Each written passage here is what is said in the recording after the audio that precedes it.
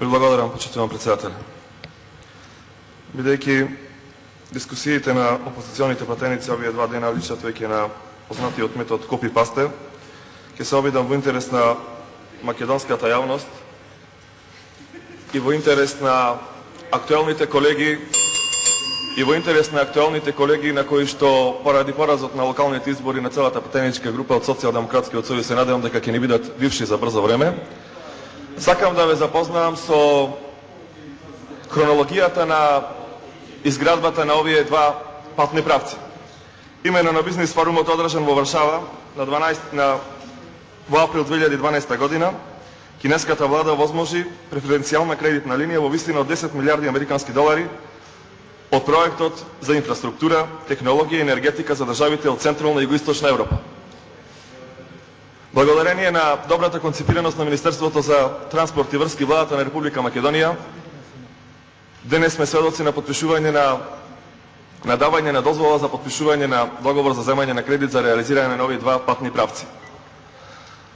Сакам да ве потсетам дека ако не се случеше ова и ако не бевме први во Југоисточна Европа да ги искористиме овие средства, денес ја замислувам сцената како пратениците од Социјалдемократскиот сојуз, облечени во црни бузичина со кинески букви, на кои што пишува сакаме кинески кредит за изобразба на автопатеви, ќе седе овдека.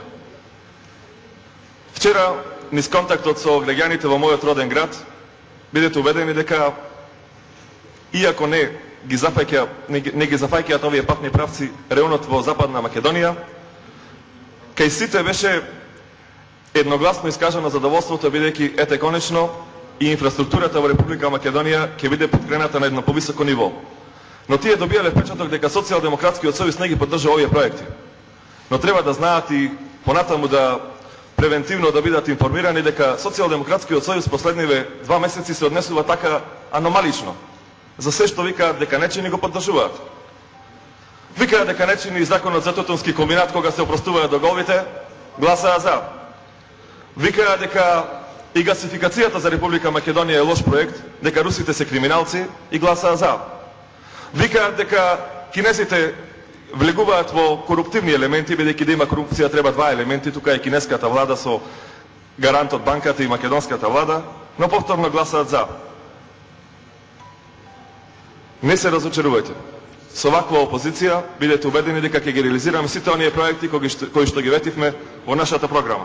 И на крајот на краиштата, реализацијата на овој проект ќе овозможи и одржување и развој на пораст на економијата, економски и социјални придобивки, а воедно и во едначување на економскиот развој на сите региони во Република Македонија. Ви благодарам.